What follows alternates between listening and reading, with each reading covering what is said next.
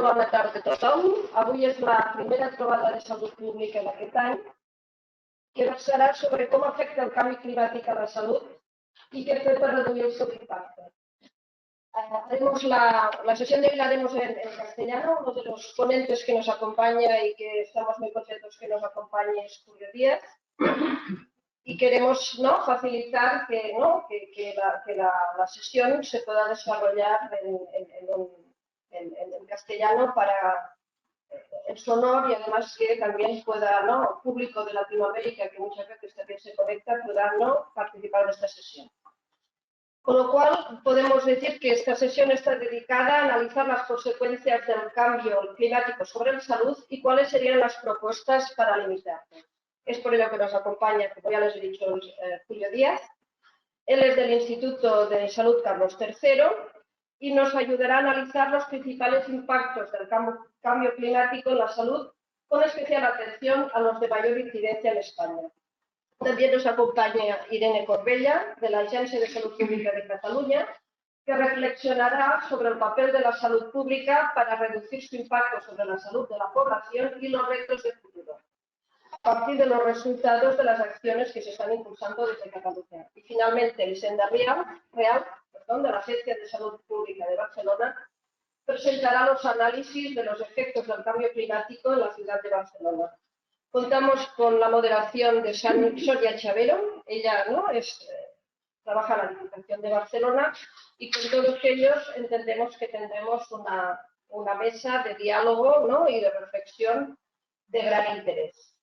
Para dar un perfil de nuestros participantes, puedo decirles que Sonia Chavero Bellido, ella es licenciada en Ciencias Ambientales, y su experiencia profesional de más de 20 años se ha centrado en la administración pública y en concreto en el ámbito de la salud pública local. Ella es la responsable de la sección de información y análisis del Servicio de Salud Pública de la Diputación de Barcelona, donde se impulsa la planificación de las políticas de salud pública basadas en la estrategia de salud en todas las políticas, la consecución de la Agencia 2030 y siempre con la mirada puesta en los determinantes y las desigualdades de salud. Julio Díaz Jiménez, que es doctor en Ciencias Físicas por la Universidad Complutense de Madrid y especialista en Física de la Tierra y el Cosmos, y además científico titular del Instituto de Salud Carlos III. Tiene una larga experiencia de más de 25 años de dedicación a la investigación en medio ambiente y salud, y en especial en los temas relacionados con los efectos en salud de la contaminación química y acústica, así como en temperaturas extremas. Ha sido director de diferentes másteres y en la actualidad es científico del ISTI y el codirector de la Unidad de Referencia en Cambio Climático, Medio Ambiente y Salud de la Escuela Nacional de Salud, y director técnico del Plan ante las altas temperaturas del Ministerio de Sanidad español. Irene Corbella Cordomí, ella es licenciada en Biología, diplomada de Medio Ambiente y Salud y jefa del Servicio de Salud Ambiental de la Agencia de Salud Pública de Cataluña, que depende del Departamento de Salud de la Generalitat de Cataluña desde el año 2008. Ella ejerce su docencia en el Máster Interuniversitario en Salud Pública de la Universidad Pompeu Fabra y Universidad Autónoma de Barcelona. Elisenda Real es directora de Salud Ambiental de la Agencia de Salud Pública de Barcelona. Ella es bióloga y máster en Cooperación al Desarrollo y máster en Cambio Global, Gestión del Riesgo y Seguridad Alimentaria. Ha ejercido durante más de 25 años en diferentes cargos públicos, tanto en la Generalitat de Cataluña como administración local. Experta en temas ambientales, destacando la gestión del agua y el saneamiento, los residuos, los suelos contaminados, la contaminación del aire y el cambio climático. Sin más, cedo la palabra a los miembros de la mesa para empezar esta mesa de debate. Gracias, señora Palmira Borràs. Y bueno, en primer lugar, bienvenidos a todos. Y para mí es un placer formar parte de esta mesa. Gracias, Consorcio Sanitario de Cataluña, por habernos invitado. Y bueno, comentaros, porque como es en formato online, pues es difícil de saber, pero comentaros que somos más de 115 personas inscritas. Por lo tanto, pues bueno, ha sido una buena convocatoria, ha tenido un buen recibimiento. Si yo tuviese que destacar 3 ideas de esta sesión, diría por un lado pues que me parece una temática muy sugerente, cómo afecta el cambio climático a la salud y qué hacer para reducir su impacto, ¿no? ¿Por qué? Porque es una amenaza inequívoca que desde hace mucho tiempo que está bien documentada, y por otro lado porque es un reto mayúsculo, un reto que pasa por reforzar las agendas políticas y de actuación y de apostar todavía más por la acción, ¿no? En segundo lugar, pues porque para mí contamos con 3 ponentes que son muy inspiradores por su larga trayectoria y por la experiencia que tienen. Y en tercer lugar, porque considero que hoy conoceremos iniciativas interesantes a 3 niveles, ¿no? El nivel estatal, el nivel autonómico y el nivel local.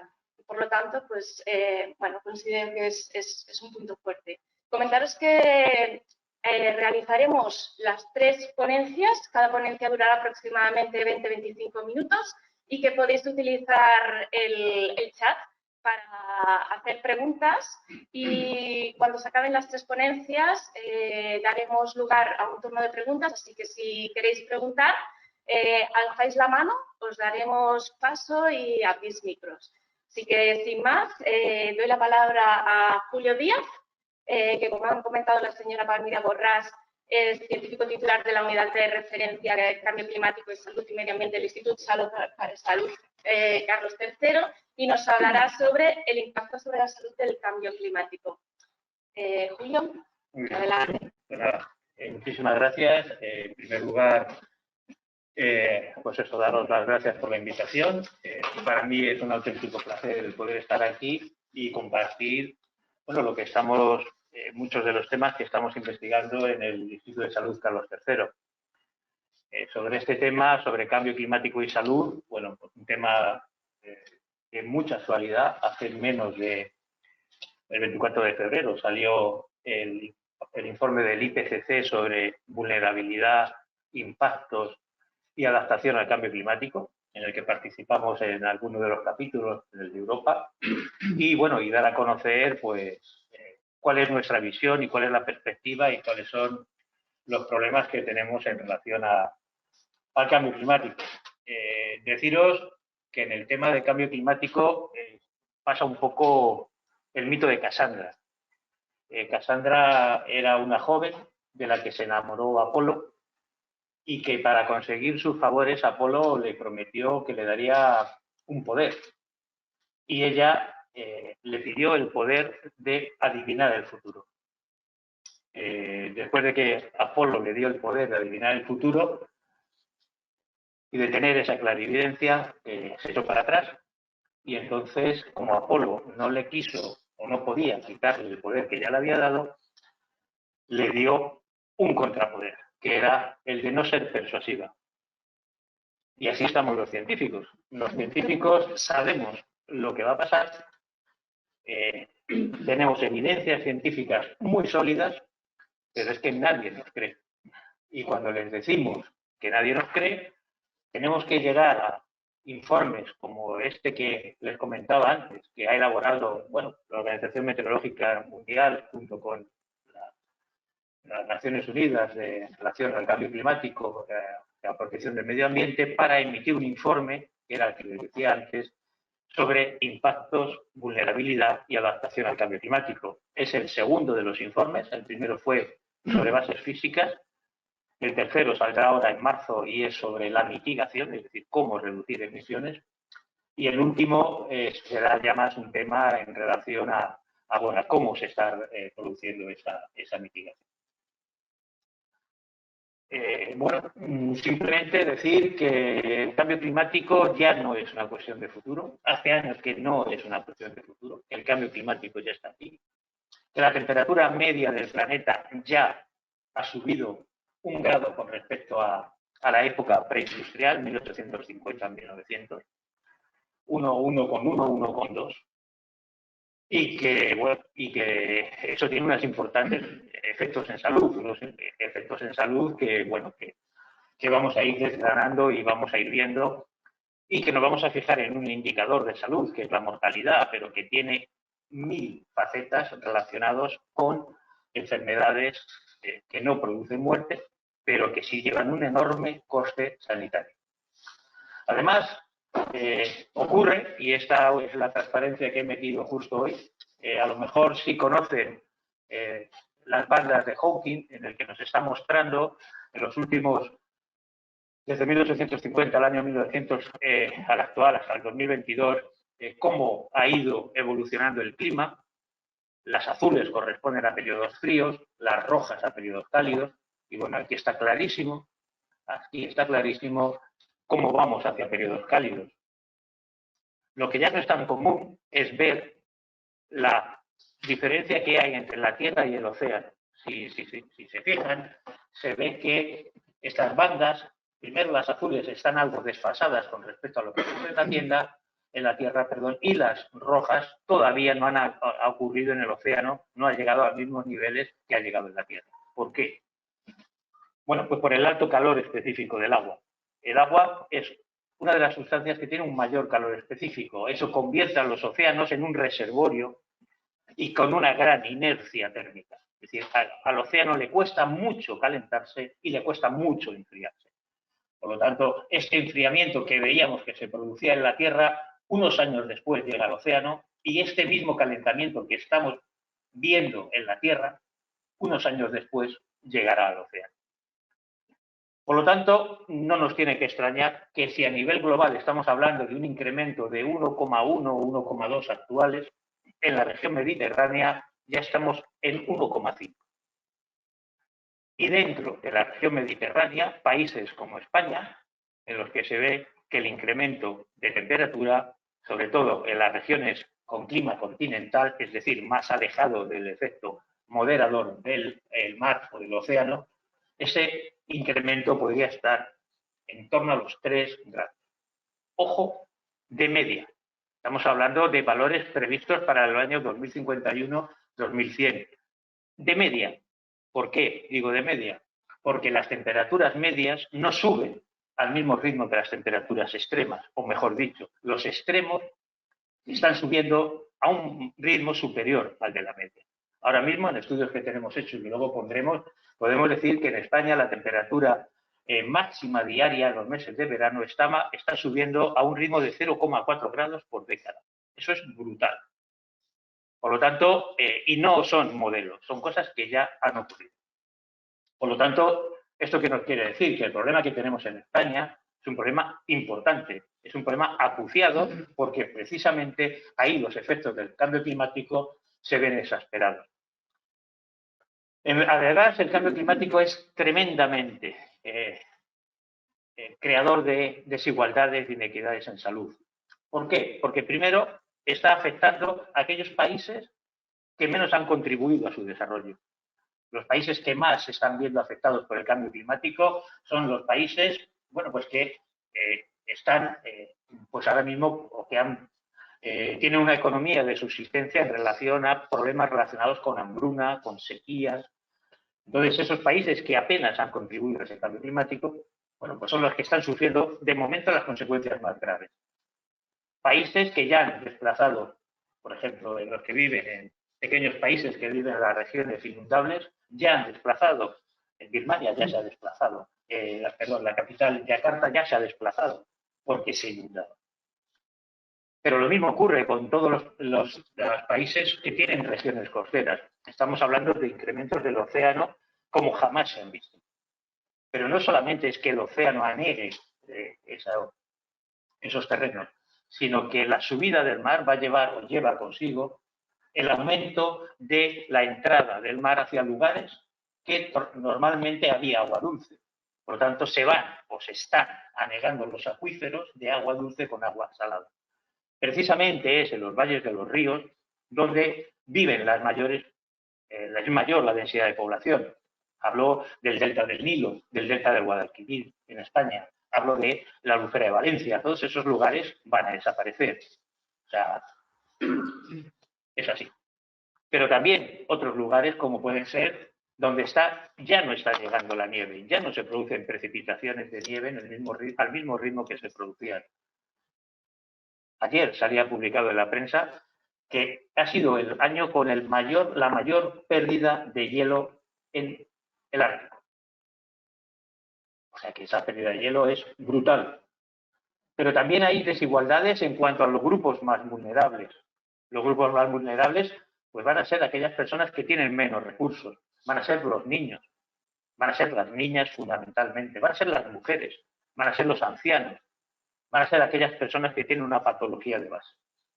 Entonces, al final lo que nos va a producir es una enorme cantidad, como veremos luego, de desplazados por el clima. Antes de la guerra de Ucrania, ahora no me sé los números, ya había más desplazados por el clima que desplazados por las guerras.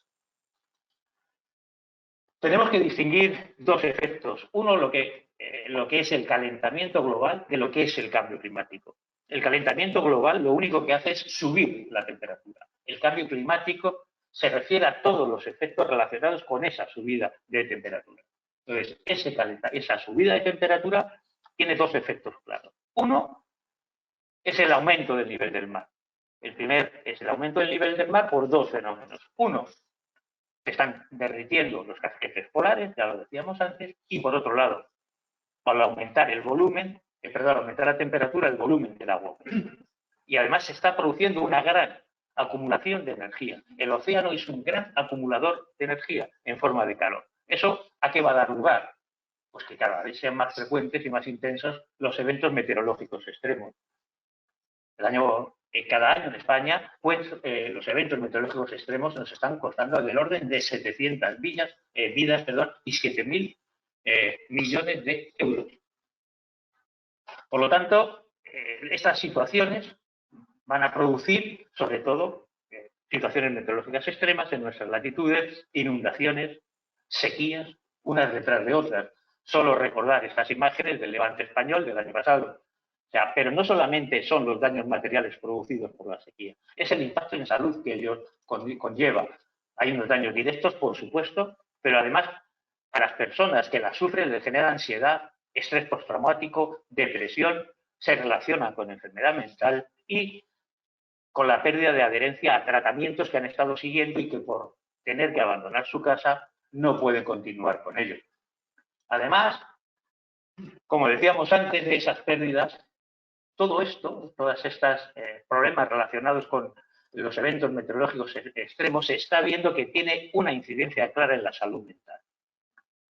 Nosotros hemos empezado ahora precisamente una línea de investigación para relacionar el efecto en la salud mental que tiene la existencia de sequías prolongadas en España. La salud mental se está convirtiendo en uno de los puntos focales de los efectos del cambio climático. No solamente el fenómeno de la solastalgia, es decir, ese fenómeno de ansiedad que nos provoca a los que nos dedicamos a estos temas, el ver que no avanzamos, que ya se ha acuñado ese término de solastalgia, sino a la población general. Hablábamos de sequías. Bueno, la sequía, ¿qué vamos a decir? Afortunadamente, estos días está lloviendo, pero en España hemos tenido una sequía importante durante muchos periodos de tiempo. Con el cambio climático, estas sequías se van a ver afectadas, aumentadas tanto en frecuencia como en duración.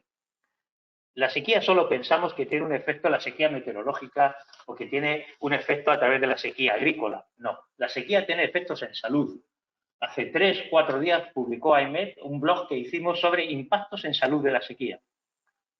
La sequía afecta, es una tesis doctoral que hemos hecho, a mortalidad por causas cardiovasculares y respiratorias en España. Afecta a enfermedades renales. Afecta, como decíamos antes, a enfermedades mentales.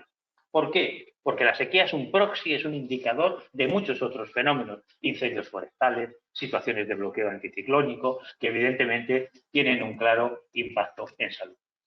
Además, estas sequías se relacionan directamente con los incendios forestales. Se relacionan directamente con la pérdida de calidad del agua. Se relacionan con los cambios en la distribución de los vectores. Hay una frase que no es nuestra, pero que salió publicada en Lancet, que decía: el cambio climático no crea nuevas enfermedades. Lo que hace es redistribuir e intensificar las ya existentes. Por lo tanto, no pensemos que el cambio climático va a crear el dengue. No, lo que hace es que en lugares donde no había dengue, lo haya.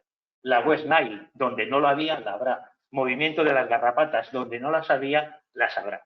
Es lo que hace el cambio climático, redistribuir esas enfermedades. Al final, todo esto, sequías, problemas de acceso al agua, problemas en la alimentación. Hay un estudio que relaciona directamente el aumento de la temperatura, por ejemplo, con enfermedades alimentarias como puede ser la salmonela. Todo esto, ¿qué va a producir? Además, esto se está viendo también en los mares que se están calentando. Hay olas de calor en los mares. Esas olas de calor, leí ayer que se van a multiplicar por 25 en un horizonte del año 2050-2100, pero ya tenemos mares sobrecalentados. Ya hay especies que han migrado de unos determinados lugares a otros, precisamente porque el mar se está calentando, pese a su elevado calor. ¿Todo esto qué es lo que va a producir?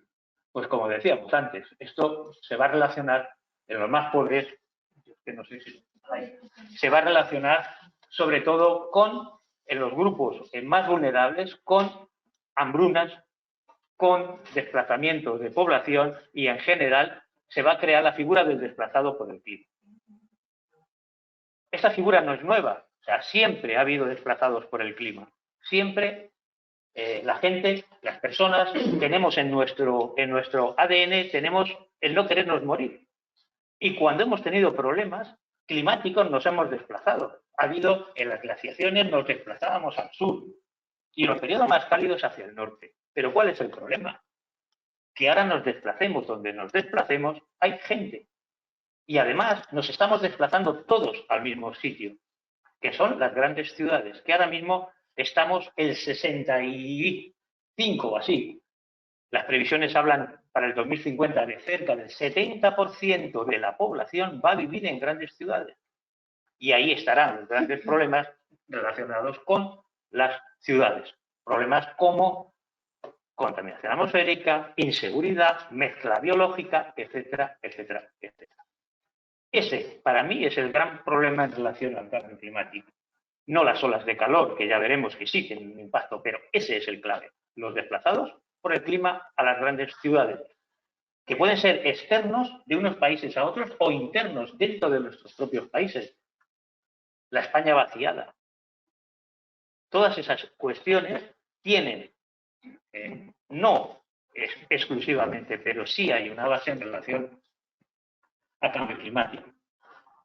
Incendios forestales, los megaincendios, la generación de los incendios 3.0, incendios inapagables, que no se pueden apagar porque las propias condiciones meteorológicas realimentan el propio.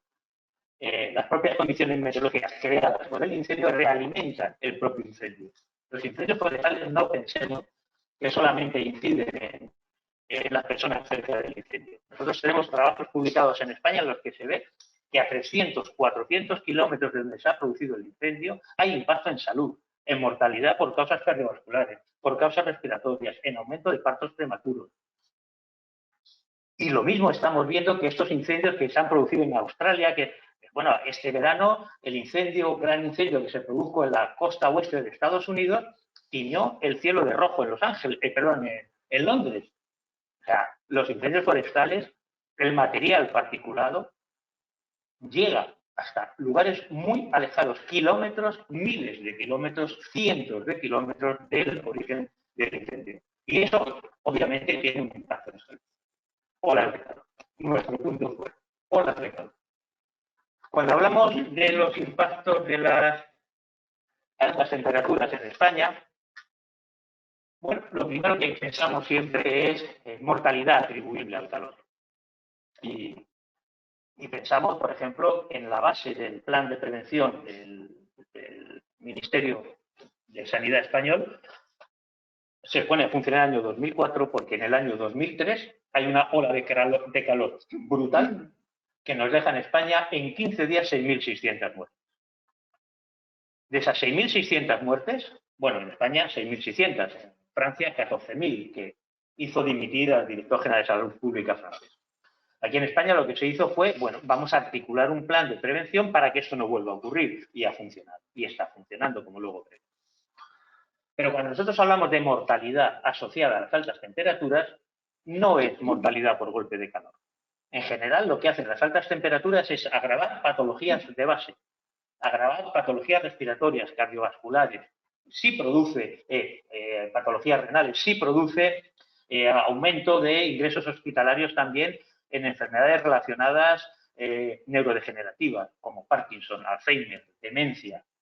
El mecanismo, digamos, es muy sencillo en relación a la principal causa, lo que más llama la atención. Yo decía que de esas 6.600 muertes, solo 141 fueron por golpe de calor. ¿Cómo funciona el golpe de calor? ¿A quién afecta más? Mujeres mayores de 65 años. ¿Por qué? Porque el mecanismo que tenemos para, de alguna forma, liberar el calor es la sudoración y la dilatación de arterias. Al aumentar la superficie de la arteria, aumenta la evaporación. Entonces, ¿qué ocurre si yo tengo la arteria esclerotizada? Pues en ese mecanismo de apertura de arterias, de dilatación de arteria, se rompe. Mortalidad por accidente cerebrovascular agudo. Causa clave. Además de enfermedades, como decía antes, renales. A ver por dónde iba. Estábamos con olas de calor. Y además hay una serie de factores de riesgo asociados a estas altas temperaturas. Algunos son personales. Por ejemplo, hemos visto que los grupos más vulnerables son las personas que tienen una patología de base, por lo tanto las personas mayores. Pero también los niños, también las embarazadas. Tenemos hechos estudios en España en los que vemos cómo después de una ola de calor, 3 días después aumentan los partos prematuros y con ellos el bajo peso. Estos no son estudios hechos en Estados Unidos, son estudios hechos en España. Tenemos estudios en los que relacionamos que después de una ola de calor aumentan, los ingresos hospitalarios por enfermedades neurodegenerativas. Por 2 motivos. Uno, porque nuestro sistema o su sistema neurológico no es capaz de darle la sensación de sed, la sensación de calor, por lo tanto no se hidratan y por lo tanto pierden electrolitos y pueden fallecer, sino también por temas relacionados con el efecto que tienen estas sustancias, que lo que hacen es producir pues una sensación de, sencillamente te deshidratas porque pierdes un montón de fluido. Además, hay otra serie de factores relacionados. Estamos viendo que, por ejemplo, en estudios que estamos haciendo, que más que estos mayores de 65 años, uno de los factores clave está resultando ser la antigüedad de la vivienda, la pobreza energética. No solamente hay que tener aire acondicionado, hay que tener dinero para poder encender el aire acondicionado.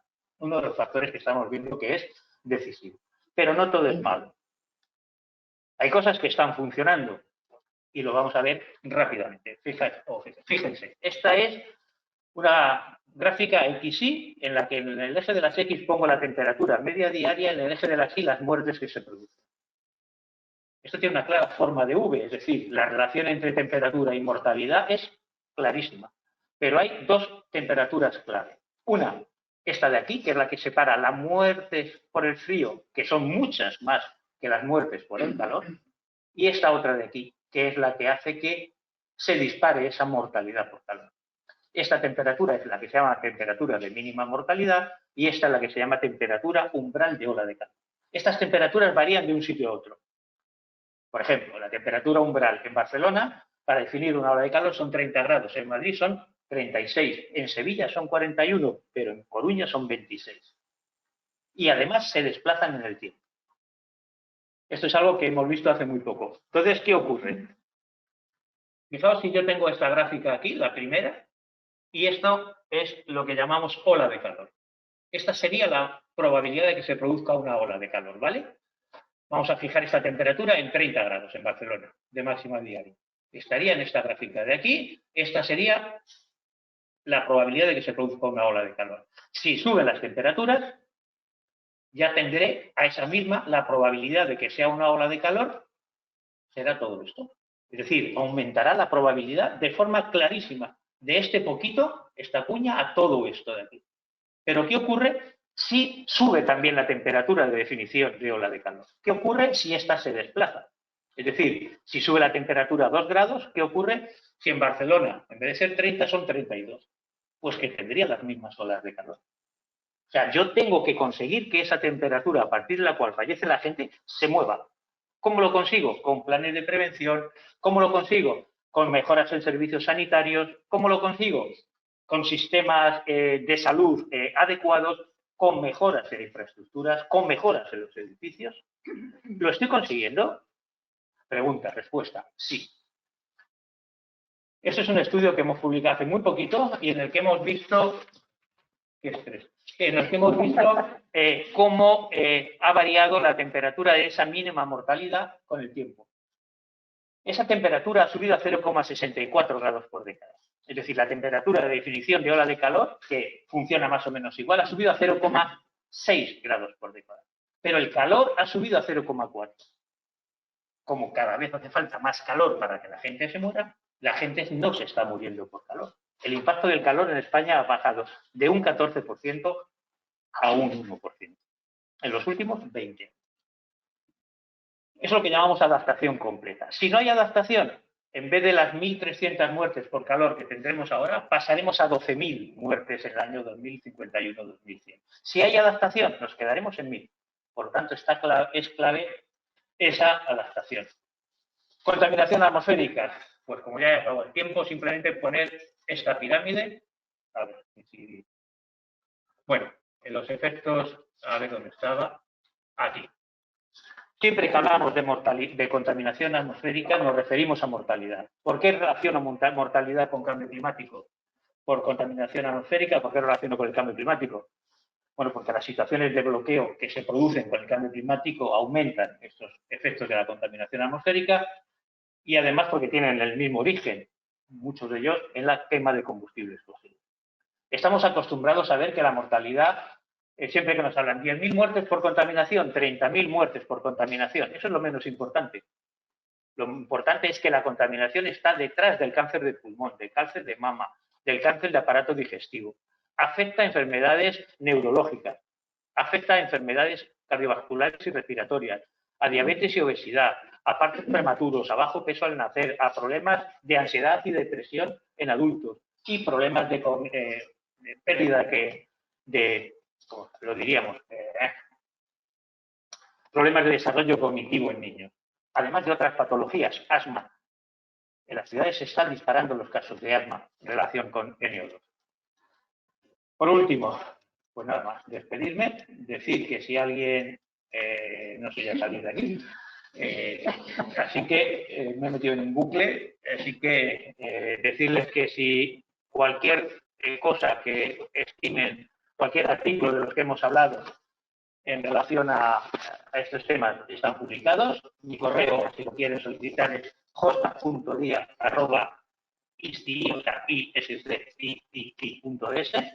y a su disposición. Muchísimas gracias por todo esto. Muchas gracias, Julio. Muy interesante la ponencia.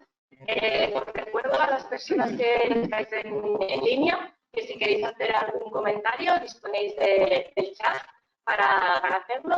Igual como si queréis hacer algunas preguntas y si no, pues cuando hagamos las tres ponencias, pues tendréis turno abierto de preguntas. Seguimos con la siguiente ponencia. A cargo de Irene Corbella, de la Agencia de Salud Pública de Cataluña, que nos hablará sobre las actuaciones en salud ambiental para limitar el impacto del cambio de la salud. Irene, adelante. Muchas gracias. Gracias al consorcio por invitarme a esta sesión, a esta tocada. Y bueno, pues yo voy a hablar de las actuaciones, las principales medidas a llevar a cabo, que se llevan a cabo en el marco de la salud pública, concretamente en el ámbito de salud ambiental, para limitar el impacto del cambio climático en la salud. Bien, estaba en estas fases un poco para construir esta resiliencia, ¿no?, contra el cambio climático. Anticipar impactos, cuantificar la carga de enfermedad, después de identificar estas medidas prioritarias, prevenir y adaptarse a los impactos actuales y anticiparse a todo lo que sea emergente y que pueda venir. También importante desde el punto de vista salud, prevenir y asegurar que el sistema puede detectar y dar respuesta a todas estas amenazas emergentes. Tenemos que tener planes y programas para desarrollar las medidas y hacer esta evaluación de todas las medidas y los planes, ¿no? Para ello, es imprescindible que las distintas herramientas y planes generales dentro del marco de la salud incluyan esta esta llamada a estas medidas y esta visión del problema de la emergencia climática. En este sentido, destaco el Plan Interdepartamental e Intersectorial de Salud Pública, el PINSAP, que ya establece como uno de los determinantes de salud, tiene en cuenta el entorno de las personas, el medio ambiente y, en concreto, el cambio climático dentro de estos problemas del medio ambiente que afectan a la salud. Y también el recién aprobado Plan de Salud 2021-25, que da este nuevo enfoque, ¿no? Esta orientación a la salud, viendo la salud más allá de la ausencia de enfermedad, teniendo en cuenta que la salud es el resultado de la relación entre personas y su entorno físico y social, ¿no? Por tanto, también tiene en cuenta la situación de emergencia climática en la que estamos.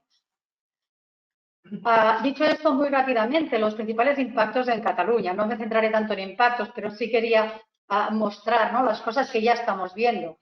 Evidentemente, como comentaba, también tenemos estas olas de calor, estas temperaturas máximas extremas, y como también ha comentado, está demostradísima la relación entre estos incrementos sostenidos en el tiempo de temperatura máxima y el incremento de mortalidad, ¿no? Que da unos excesos de mortalidad entre un 12 y un 40%, recordamos lo de 2003 que ha comentado, etc. Por tanto, un hecho claramente ya que tenemos aquí, que lo estamos viendo. O también las arbovirosis. Desde hace unos años hemos visto la OMS ya nos dice, ya nos está diciendo, aparte de la redistribución, como te comentabas, de las enfermedades, también el crecimiento a nivel mundial del dengue. Y esto en Cataluña hemos ido viendo estos últimos años también esta mayor, la llegada de más casos de dengue importado con fase virémica aquí en Cataluña. Aquí tenemos que recordar que tenemos dos vectores principales de estas enfermedades. Desde que llegó el mosquito tigre en Cataluña en 2004, el mosquito tigre, Aedes albopictus, que tiene capacidad vectorial para transmitir dengue, chikungunya y zika. Y también tenemos el mosquito común, que es autóctono de aquí de toda la vida, el Culexipiens, que tiene capacidad vectorial para transmitir el virus del Nilo Occidental. ¿Y qué estamos viendo? Pues en 2018 ya vimos el primer caso autóctono de dengue. A través de la entrada de una persona infectada virémica aquí, ya se llegó a dar la transmisión a través del mosquito a un caso autóctono, en 2019 otro. También hemos visto cómo estamos detectando mayor circulación del virus del Nilo Occidental. Es decir, que vamos viendo cómo se van incrementando problemáticas y situaciones con virus emergentes. Y la contaminación atmosférica, ¿no? Tenemos estos dos parámetros de relación clara con el cambio climático, el ozono y las partículas, ¿no? El ozono, que vamos viendo, pues sabéis que hay unos niveles a partir de los cuales la normativa ya nos dice que hay que informar a la población para intentar reducir exposiciones. Hay unos umbrales de información y unos más elevados umbrales de alerta. Pues estamos viendo como estos últimos años hemos tenido ya varios episodios, varias superaciones del nivel de alerta, ¿no? 2019, 2021, o episodios de partículas motivados algunos por intrusión de polvo africano y otros también o influenciados por estabilidad atmosférica. Pues este año ya llevamos 3, ¿no? Estos últimos años también hemos ido incrementando, ¿no? Bien, un poco cuáles son estas acciones destacadas, impulsadas aquí en Cataluña. A nivel pues, ya de herramientas más estratégicas, quería mencionar la Comisión Interdepartamental del Cambio Climático, que se creó para un poco sumar esfuerzos y coordinar todas las actuaciones de los distintos departamentos y que lidera la Oficina Catalana del Cambio Climático. Todas las actuaciones y planes en el marco de la mitigación, la Estrategia Catalana de Adaptación al Cambio Climático, la Ley del Cambio Climático, después saldría también la Ley Estatal, la Agenda Urbana de Cataluña, que también ha realizado estos últimos años un trabajo interesante, ¿no? Un grupo de trabajo específico de emergencia climática. Solo muy rápidamente, un hecho claro de la Estrategia Catalana de Adaptación, que teníamos la Estrategia 2013-2020 y que ahora justo ha acabado un proceso de participación para elaborar la estrategia de adaptación en Horizonte 2030, que justamente dentro de poco se van a presentar los resultados de este proceso de participación, ¿no? Destacar de la estrategia que lo que recoge son todas las medidas de adaptación que se proponen, que se realizan, el seguimiento que se hace, hay otros documentos también de seguimiento de lo que se ha ido consiguiendo estos últimos años y que abarca las medidas de distintos ámbitos, uno de los cuales es la salud, otros es la biodiversidad, la pesca, la agricultura, etc. Pero hay uno muy claro del ámbito de la salud que identifica qué medidas son interesantes y se están realizando en cuanto a salud. Entra la investigación, campañas informativas a población vulnerable para reducir el impacto, control de agua y alimentos, vigilancia de enfermedades vectoriales y de control de vectores, mejora de la calidad del aire y todo lo relacionado con el plan de actuación para prevenir los efectos de las olas de calor, ¿no? A nivel de la ley del cambio climático, destacar también que dentro de todas las medidas que establece hay unas políticas sectoriales de salud que identifica. Como comentaba y en relación con lo del principio, ¿no? Las medidas, sobre todo en salud, es esto, encaminado a reducir la vulnerabilidad de la población. Y pasa por la identificación y evaluación de los efectos sobre la salud, la adopción y aplicación de medidas de prevención en todos estos ámbitos que ya hemos ido repitiendo. La difusión de estos riesgos también obliga al Gobierno a elaborar y aprobar planes especiales de protección para grupos más vulnerables. Es decir, salud pública estamos para prevenir y proteger e identificar estos grupos vulnerables. Esto es, creo que es lo más importante que tenemos que tener en cuenta, ¿no?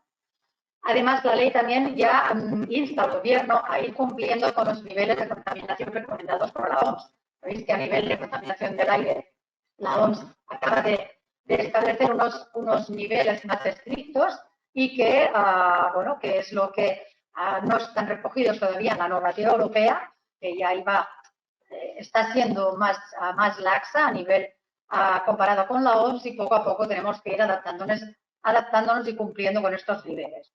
Y después, evidentemente, prevé capítulo de acciones de mitigación a todo lo que son los departamentos y consejerías de la Generalitat, todos los edificios públicos, ¿no? A nivel de medidas de eficiencia energética, etc.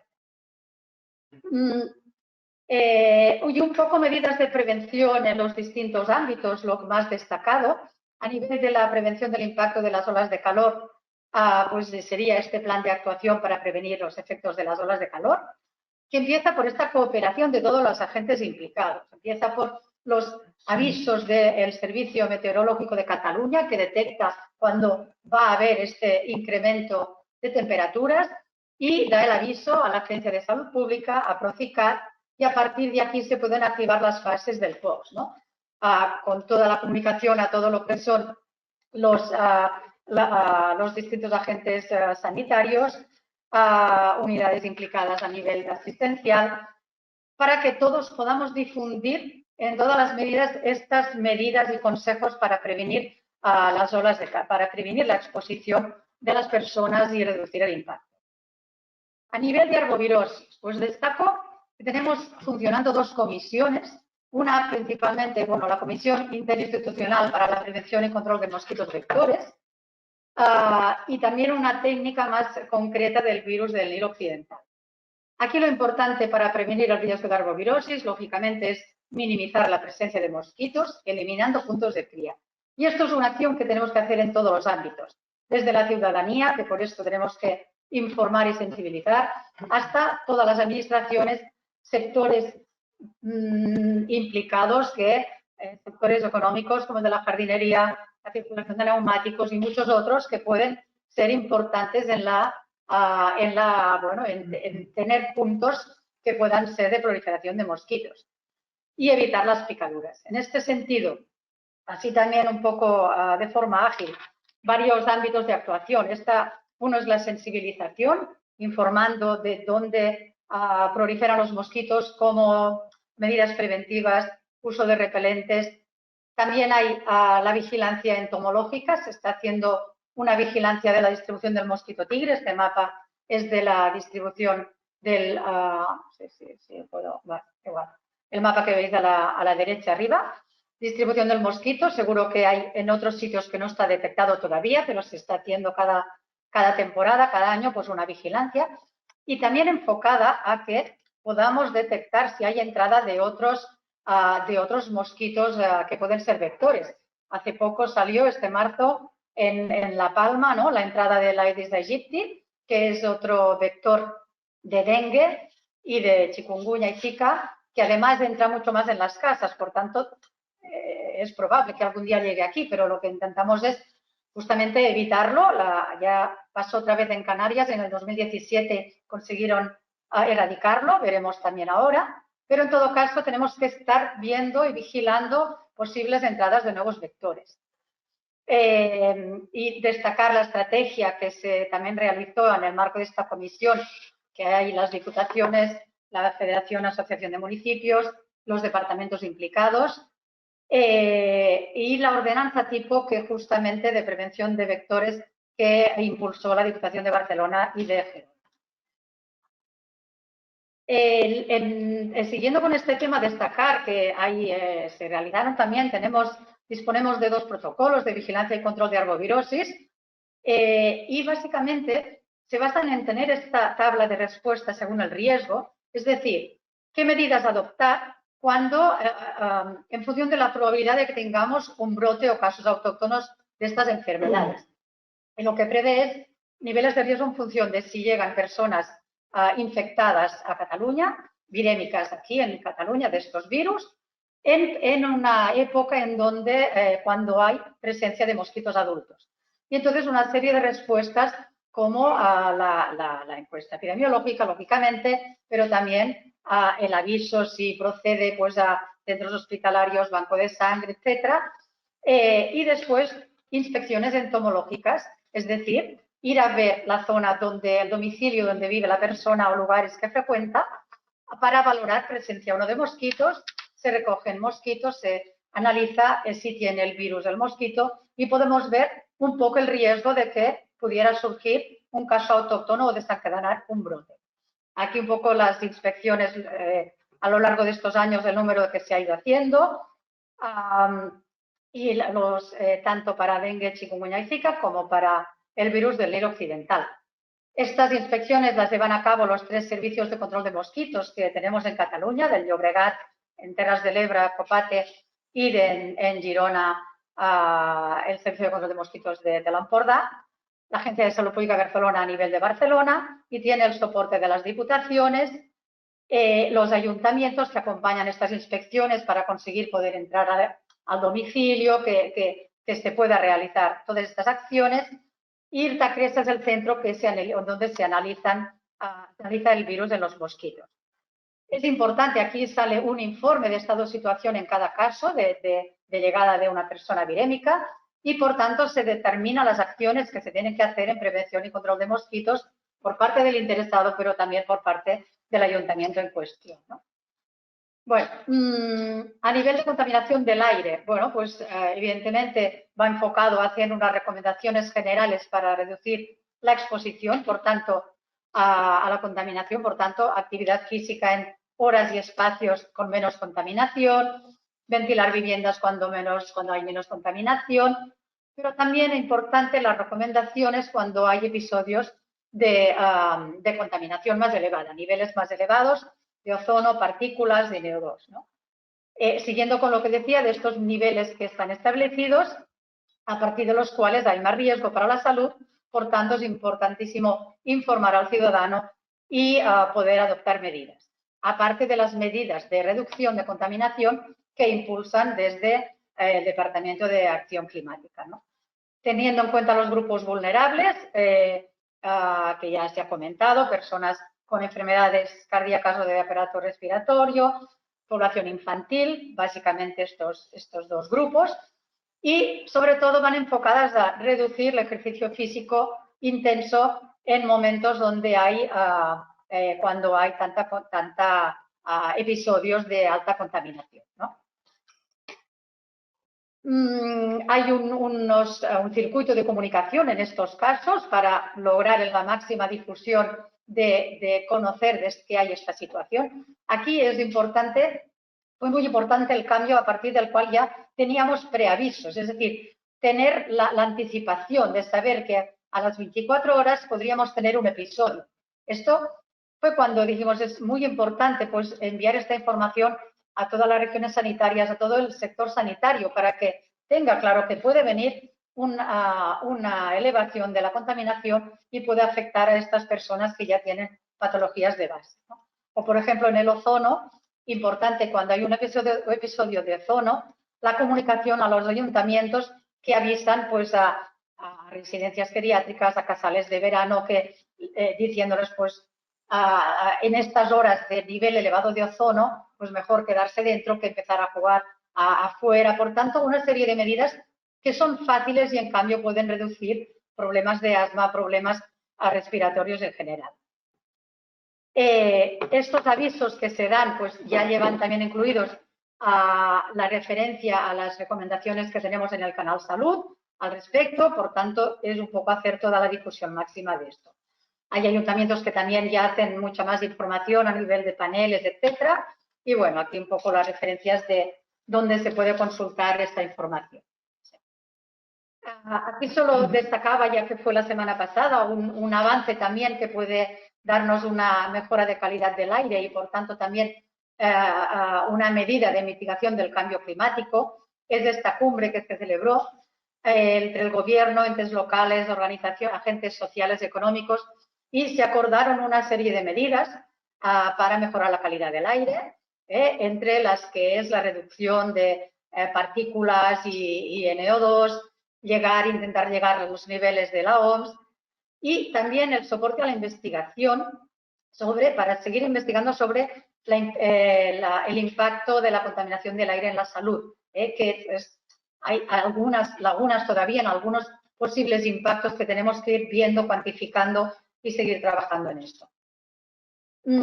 Hacer mención también a la red aerobiológica, la red que hacen de vigilancia del polen. Esta es la que tenemos que todavía integrar, tal como lo hacemos en el ozono y con los otros episodios ambientales, porque también es predictiva.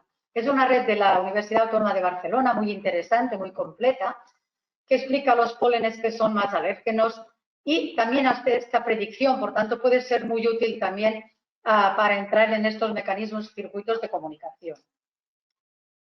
A nivel de urbanismo, destacar este documento que se hizo también con un amplio consenso en distintas administraciones y agentes, que un poco ya decía, pues establecer estos criterios de adaptación al cambio climático en los planes urbanísticos, ¿no? Podemos hacer mucho aquí para reducir los efectos de las islas de calor, ¿no? Creando zonas de sombra, etcétera. Por tanto, es un ámbito en el que se puede seguir trabajando. De hecho, hay muchos ayuntamientos que ya están trabajando en esto.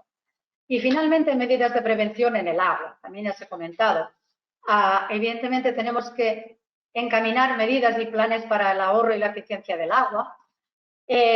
Un tema es el programa de vigilancia y control del agua, pero quería destacar la nueva directiva del agua de consumo, que respalda mucho más el enfoque de evaluación del riesgo para asegurar la calidad del agua.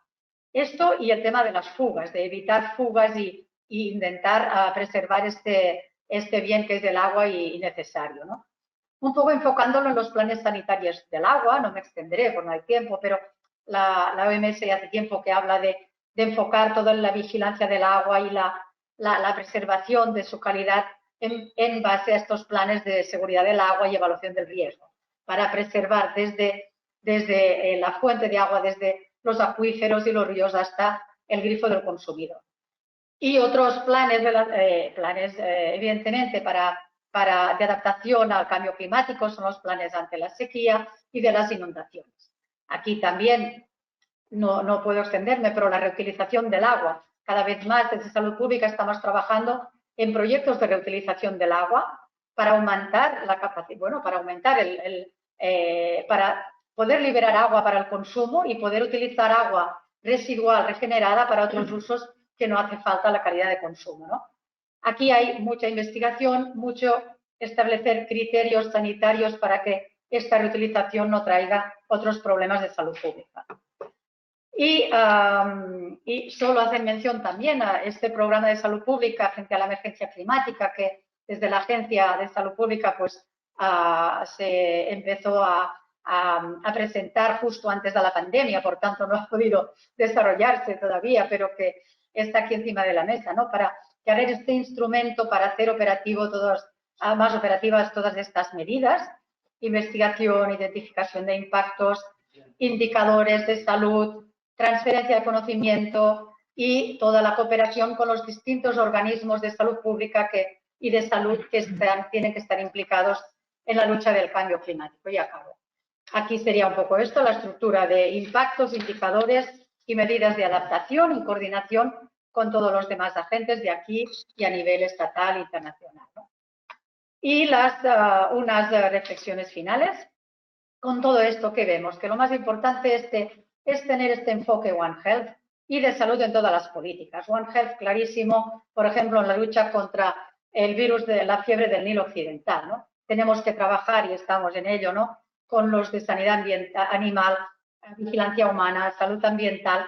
Todos tenemos que estar en el mismo enfoque.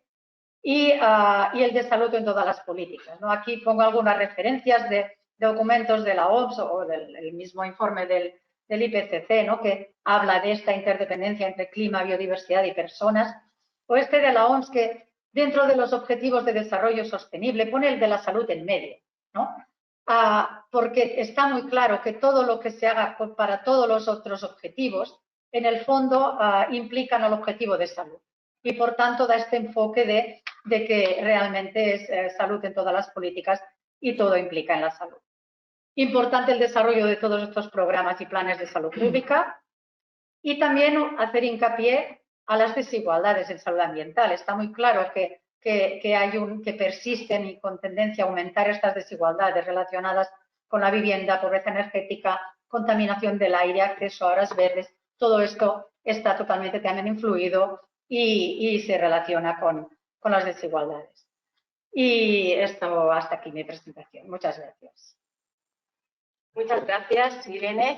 Con tu presentación nos has ayudado a conocer mejor las actuaciones que se están impulsando desde Cataluña. Y pasamos a la última ponencia de la sesión de hoy, que ya a cargo de Elisenda Rial, de la Agencia de Salud Pública de Barcelona, y que nos hablará sobre el cambio climático y salud, el análisis y retos en Barcelona ciudad. Adelante, Elisenda. Sí, hola, buenas tardes a todos y todas, buenas tardes a todos y todas, y bueno, un placer estar aquí. Muchas gracias por la invitación a la Agencia de Salud Pública de Barcelona. Y bueno, yo un poco antes de empezar, ¿no?, quería llamar vuestra atención un poco a esta frase que salía en los periódicos a finales del año pasado, ¿no? La OMS alerta de las consecuencias de la crisis climática en la salud. Lo que está matando al planeta mata a las personas, ¿no?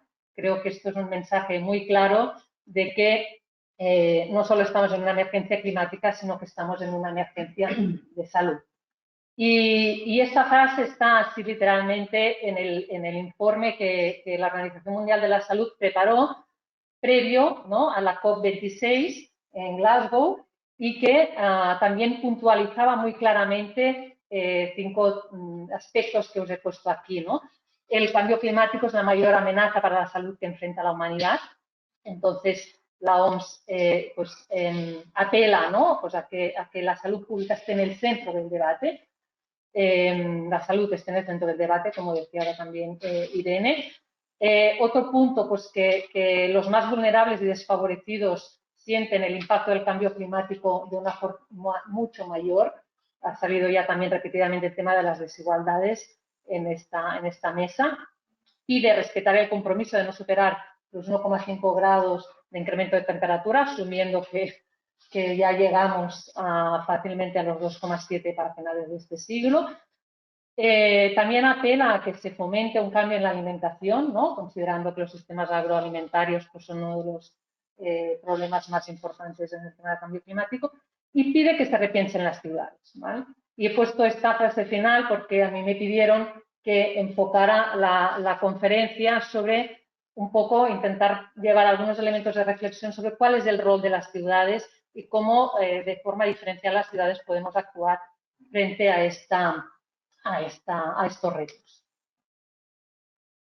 Pues bien, yo por eso la presentación haré un breve pincelazo sobre el rol de las ciudades. Os hablaré un poco de cómo está organizada la lucha para hacer frente al cambio climático en Barcelona y hablaré también un poco de qué acciones estamos haciendo desde la Agencia de Salud Pública de Barcelona. Me dan permiso para sacarme la mascarilla, ya la saco. Vale, entonces empezamos. ¿Por qué son importantes las ciudades en la lucha por el cambio climático? Yo aquí aporto dos reflexiones al debate, ¿no? Una primera reflexión es que estamos en un mundo urbanizado. Yo creo que Julio nos lo explicaba muy bien en su presentación inicial. Aquí en la figura de la derecha os he puesto una representación del Banco Mundial del 2013 donde se ve línea roja cómo va incrementando la población urbana frente a cómo va disminuyendo la población rural, ¿no? Toda esta migración campo-ciudad que estamos teniendo y que es evidente, ¿no? Entonces, esta urbanización se ve reflejada en que, en realidad, las superficies urbanas representan un 2% de la superficie del planeta, pero suponen ya un 55% de toda la población, ¿no? Esto es fuente de UN Habitat del 2006. Y estas ciudades representan una actividad muy intensa, ¿no? en términos que consumen el 78% de la energía del mundo y producen más de un 60% de los gases de efecto invernadero. Son productoras de residuos y son espacios donde realmente se da una importante contaminación del aire, del agua y de otros factores, ¿no? Entonces, en este sentido, son emisoras de gases de efecto invernadero y son parte también del problema. Pero aparte de todo esto, las ciudades tienen unas características específicas que las hacen especialmente vulnerables al cambio climático, ¿no? Tienen todo el problema del efecto isla de calor, porque son normalmente en las zonas del centro de la ciudad, pues son zonas cementadas, con pocas áreas verdes, donde se da este efecto de recalentamiento. Son espacios donde hay muchas infraestructuras que, en caso de verse afectadas por el cambio climático, pueden dejar sin servicio a niveles de población muy altos, ¿no? Hablamos de transporte, hablamos de infraestructuras de salud, ¿no? Si estas infraestructuras se ven afectadas por eventos climáticos extremos u otros, pues pueden dejar sin estos servicios a la población. En muchos casos tenemos ciudades de costa o de ríos, ¿no? Con lo que implica a nivel de los riesgos asociados a inundabilidad y a subida del nivel del mar. Las ciudades tienen normalmente pues, áreas muy densas de población y aquí pues, tenemos un riesgo también muy alto por lo que hace referencia a la transmisión de enfermedades, ¿no? Y son también lugares donde podemos ver de forma muy importante las desigualdades, ¿no? En nuestras propias ciudades, las desigualdades y que el cambio climático pues, no deja de amplificar. Pero si bien las ciudades también pueden ser una oportunidad, ¿no? Una oportunidad para enfrentar este reto de la lucha contra el cambio climático desde una perspectiva muy ciudadana, ¿no? Las ciudades son muy cercanas al ciudadano, el ciudadano es el consumidor, al final somos los que consumimos, los que marcamos los patrones de nuestra economía, ¿no? El ciudadano tiene capacidad de acción, el ciudadano tiene capacidad de votar y, por tanto, de influir en unas determinadas políticas públicas u otras, ¿no? También las ciudades pueden actuar tanto en mitigación como en adaptación. Tienen estructuras de gobernanza más ágiles que los gobiernos nacionales, tienen unos sistemas de rendición de cuentas más directas, más locales. Son espacios donde sabemos que se dan espacios muy interesantes de innovación y co-creación y también de colaboración y acción comunitaria, ¿no? Por lo tanto, también un poco apelar, ¿no? Pues a estas oportunidades que nos dan las ciudades y el poder trabajar de forma muy directa pues, con los ciudadanos. Por lo tanto, las ciudades son parte del problema, pero también parte de la solución.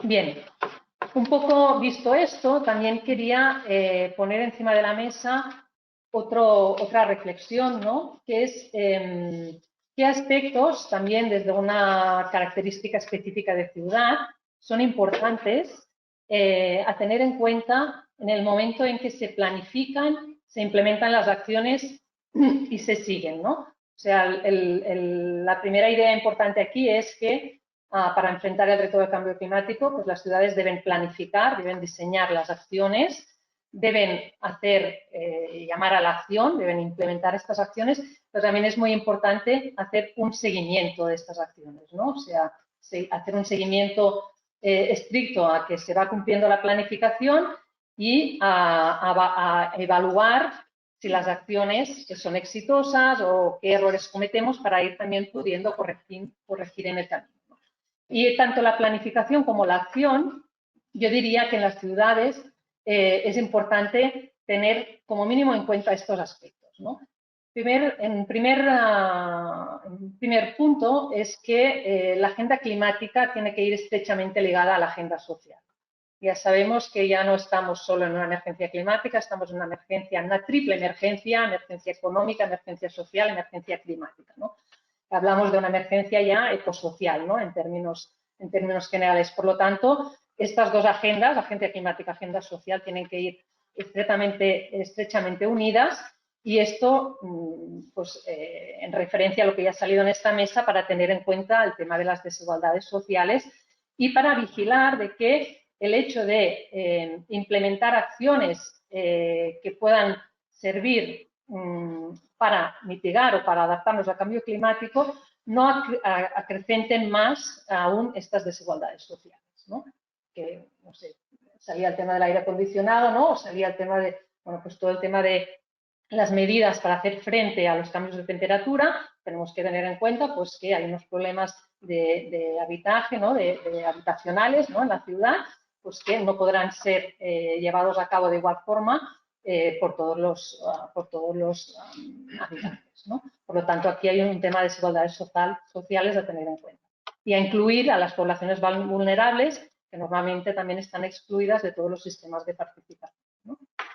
Después, tener en cuenta que las acciones deben ser llevadas a cabo con y por la ciudadanía, o sea, poner la persona en el centro, y tener en cuenta que las instituciones no podemos asumir solas estos retos. Por lo tanto, hay que hacer un trabajo comunitario importante y hacer un trabajo participativo para que las acciones vayan también de abajo arriba y para que el ciudadano se sienta partícipe de estas acciones.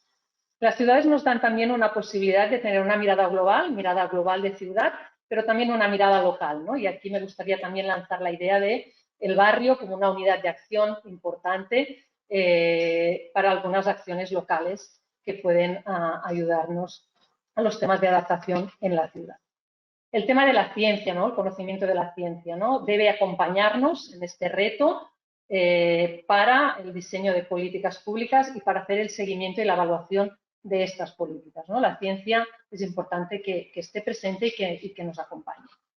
Y después los temas de gobernanza y coordinación, ¿no? Nos encantan los planes, ¿no? Pero como vemos que el cambio climático es un tema transversal, pues evidentemente tiene que haber una coordinación entre todos los planes que se vayan elaborando de acción, y también una coordinación entre todos los actores, porque es un tema, pues, que es transversal. Y no dejar de lado, he puesto aquí el tema del concepto de interdependencia, porque las ciudades no están aisladas, ¿no? Y pues hay esta interdependencia planetaria, ¿no? Lo veíamos ahora con el tema del control de arbovirosis, ¿no? Pues que los flujos de las personas en el mundo, ¿no? Pues ya de alguna forma nos afectan a todos, y por lo tanto no solo tenemos que trabajar en lo local, sino con una mirada también planetaria. Bueno, pues un poco habiendo hecho este previo, ¿no? Voy a entrar con 4 datos, ¿no? de la estrategia que está siguiendo Barcelona en relación al cambio climático. Comentaros, pues, que si bien existen planes desde el 2002, yo diría que no es hasta el 2018 que existe el Pla Clima, que sería como una estrategia propiamente dicha en términos de estrategia para enfrentar el cambio climático, que se une al 2020 con una declaración de emergencia climática que realiza la ciudad.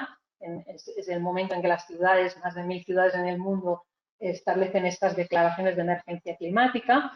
Y nos encontramos ahora, en 2021-2022, con un plan que es el Plan de Acción para la Emergencia Climática, que de alguna forma recoge las acciones del Plan Clima con este documento o este compromiso de emergencia climática de la ciudad. Y este Plan de Acción para la Emergencia Climática es el que ya también tiene algunos informes de seguimiento.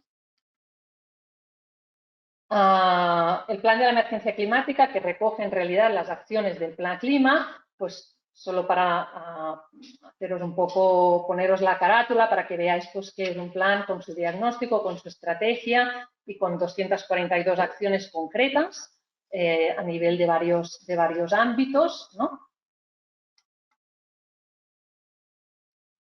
Os quería también poner aquí también un poco solo a modo de pincelada, ¿no? Que pues este plan de acción climática pues hace sus proyecciones climáticas. Como sabemos, las proyecciones climáticas las podemos hacer teniendo en cuenta un escenario pasivo, ¿no? De que no hiciéramos nada, o un escenario activo de acción, ¿no? No me quiero extender.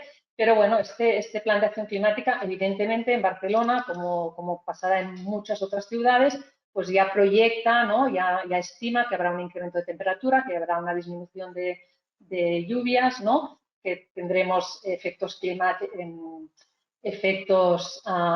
extremos, ¿no? En sequía y en intensidad de lluvias, que tendremos un incremento del nivel del mar y que tendremos también un incremento en días tórridos, ¿no? Y en noches tropicales.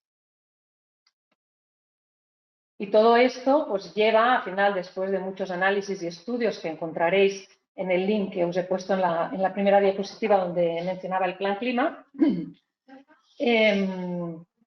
nos lleva a pensar, nos lleva a destacar que los retos más importantes que debe enfrentar Barcelona pues es el aumento de temperatura, la menor disponibilidad de agua, el incremento de inundaciones y el retroceso de las playas, ¿no? Todos estos aspectos vinculados enormemente con los temas de salud, ¿no? Y bueno, y un poco pues por eso, ¿no? Pues por esta relación de todos estos retos que enfrenta Barcelona con los temas de salud, ahora os explicaré un poco el hecho de que la Agencia de Salud Pública de Barcelona ya incorporaba desde el 2015 el cambio climático como una de sus prioridades de trabajo. Tiene un grupo de trabajo transversal, porque se entiende que es un tema transversal que toca a varias áreas de la Agencia de Salud Pública de Barcelona. Y se trabaja en varios líneas de acción, ¿no? Por un lado, todo un bloque que estaría destinado a los estudios, ¿no? Estudios, precisamente ahora estamos terminando un estudio que evalúa cómo afecta el cambio climático a los diferentes factores ambientales y cómo esto impacta directamente a la salud. Entonces, intentar también tener una línea base de indicadores, ¿no? De forma que tengamos un punto de partida. Después os explicaré un poco más. Esto sería un poco la línea de estudios, ¿no? Después la línea de planificación y estrategia. La Agencia de Salud Pública de Barcelona forma parte del núcleo impulsor para la emergencia climática del Ayuntamiento de Barcelona, lo cual quiere decir que estamos siguiendo, ¿no? El cumplimiento de las políticas y de las estrategias que se han establecido en los planes y que estamos en el núcleo central de ellas. Todo el paquete de trabajo, de línea de trabajo vinculado a la vigilancia, a los indicadores de salud. También comentaros que bueno, tenemos nuestros sistemas de vigilancia, pero ahora se está trabajando en un sistema de vigilancia concreto relacionado a los impactos de la salud en el cambio climático, o sea, un sistema de vigilancia específico para esto, que recogerá indicadores de todos los factores ambientales, indicadores de salud relacionados con estos factores ambientales. y con un especial énfasis en las desigualdades sociales, ¿no? El tema de las desigualdades sociales siempre lo tenemos en el centro de nuestra mirada. Después hay toda la otra línea más ya concreta de implementación de acciones, ¿no? En la medida en que estamos implantados en el territorio, pues también nos da posibilidad de implantar ciertas acciones a nivel local. Y no quiero dejar de destacar la importancia del trabajo intersectorial, ¿no? Con otras áreas del ayuntamiento, pero también pues, con la Generalitat y con otros organismos externos con los que trabajamos. Y dicho esto, ¿cuáles son los ámbitos de actuación que trabajamos en la Agencia de Salud Pública de Barcelona? Ahora hago un poco un repaso de la lista y después os explico un poco de cada uno de ellos, ¿no? Pero trabajamos en varios ámbitos, ¿no? Entre ellos en todo lo que es cómo prevenir, ¿no? Cómo prevenir el tema de las altas temperaturas y la relación entre las altas temperaturas y la mortalidad. Trabajamos en todo el tema de los vectores transmisores de enfermedades, como nos explicaba Irene muy bien. Trabajamos en todo lo que es la promoción de una alimentación sostenible y de una alimentación segura. Todos los temas de vigilancia de calidad del agua, los temas de vigilancia de calidad del aire, de promoción de una movilidad activa más allá de no vehículo, y todos los temas de pobreza energética y más temas que después os comentaré. Entonces, os doy 4 pinceladas de cada uno de los temas, sin alargarme mucho para que nos quede espacio para las preguntas. Pero bueno, en términos de la vulnerabilidad a la calor, ¿no? Pues comentaros que participamos en el plan de actuación para prevenir los efectos de las olas de calor sobre la salud, dando los datos de los golpes de calor y dando datos de mortalidad y coordinadamente con la Generalitat de Cataluña.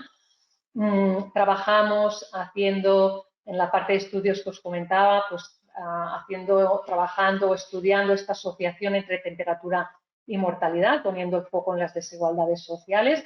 Y aquí os dejo el link de una web interactiva que está dentro de nuestra página web de la agencia, que corresponde a un proyecto de investigación muy, muy importante que se ha realizado en términos de relacionar el calor con la mortalidad, el incremento de temperatura con la mortalidad en la ciudad de Barcelona. En esta web podéis encontrar un atlas, una cantidad de indicadores climáticos impresionante, un atlas climático a una resolución muy espacial, muy pequeña, y con todos los indicadores, con toda una posibilidad para trabajar a nivel de varios indicadores el tema de la temperatura y la mortalidad a nivel de barrio en Barcelona, ¿no? Donde podemos ver que también el tema de las desigualdades afecta a ese incremento de la mortalidad con la temperatura. Tenemos también todo el trabajo, os doy 4 datos sobre lo que estamos trabajando en tema de vectores transmisores de malaltías y cambio climático. Como comentábamos, el cambio climático afecta a la abundancia, afecta a la distribución geográfica y afecta a la estacionalidad de estos vectores y también de los reservorios. Y sobre todo, en el caso de las plagas urbanas, este aspecto nos afecta al vector mosquito, ¿no? Y bueno, y destacar, como ya se comentaba en la presentación anterior, pues la aparición del mosquito tigre en 2005 en Barcelona, que ya nos alerta, ¿no?, de esta posibilidad de transmisión de enfermedades que son importadas y que pueden volverse autóctonas en la ciudad de Barcelona a partir de este potencial de transmisión a través del mosquito tigre, ¿no? Por lo tanto, toda la vigilancia y el control de plagas en Barcelona tiene una parte muy importante que es precisamente esta vigilancia de las zonas de riesgo. Se identifican las zonas de riesgo de presencia tanto de mosquitos como de artrópodos como de múridos y se hace una vigilancia intensiva en estas zonas a modo preventivo. Después el tema del control, donde se detectan la presencia de estas plagas, pues el control ya específico. Hay una parte de estudios para ver la evolución de estas especies en la ciudad y sobre todo vinculado pues, a cómo el cambio climático, el aumento de temperaturas y los episodios de eventos extremos de lluvias y otros afectan a la evolución de estas especies en la ciudad. Y después también trabajamos en acciones de adaptación, ¿no? En coordinación con otros actores de ciudad. Y aquí os he puesto un ejemplo que es la modificación de los invernales, que son focos de cría de mosquitos, ¿no? O sea, los invernales de la ciudad, os explico así un poco a título de ejemplo para cortar un poco el rollo así rápido. En la ciudad pues tenemos muchos invernales que en su momento se construyeron por temas de drenaje, ¿no? Que acumulan agua, ¿no? Entonces estos invernales son acumuladores de agua y por tanto se convierten en focos de cría de mosquitos y es uno de los mayores focos de cría de mosquitos que tenemos en la ciudad de Barcelona, ¿no? Pues una experiencia de adaptación pues ha sido identificar todos estos invernales en la ciudad, que hablamos de miles, ¿no? Y priorizarlos y proponer con el actor responsable, que es Becasa en la ciudad, ¿no? La empresa responsable del alcantarillado, pues la modificación de estos invernales, ¿no? Entonces estamos en este trabajo y esto sería un ejemplo, ¿no? de acción de adaptación. Términos de contaminación del aire, no me extenderé mucho, pero como hemos comentado, pues la contaminación del aire y el cambio climático se relacionan a través de las fuentes de emisión de gases de efecto invernadero y todo lo vinculado a esta contaminación y las enfermedades cardiovasculares, respiratorias y de mortalidad, como ya se ha comentado. Pues bien, en la Agencia de Salud Pública de Barcelona estamos a cargo de las estaciones de vigilancia de la ciudad, de la red de estaciones de vigilancia de la ciudad. Por lo tanto, hacemos vigilancia de la calidad del aire. A partir de esta vigilancia de la calidad del aire, podemos calcular el impacto en salud que tiene, o sea, podemos calcular la exposición para la población y el impacto en salud. Y, por lo tanto, hemos establecido también un sistema de vigilancia del impacto sobre la salud que nos provoca esta contaminación. Tenemos también, en coordinación con la Generalitat, pues estamos al tanto de todos los episodios de contaminación, exposición crónica y de dar los avisos a la población vulnerable respecto a estos episodios agudos, ¿no? Y también estamos inmersos pues, en la promoción de políticas públicas para mejorar la calidad del aire, que también mejorará, evidentemente, reducirá la cantidad de gases de efecto invernadero y, por lo tanto, también estaremos trabajando por el cambio climático. En temas de movilidad, no me quiero extender, pues promover una movilidad activa, caminar, bicicleta, transporte público. En tema de calidad del agua, pues la vigilancia y el control de la calidad del agua de consumo, la vigilancia y el control de la calidad sanitaria de las aguas de las playas y del control sanitario de instalaciones de agua caliente que pueden dispersar la legionela y el control de los brotes de legionela, ¿no?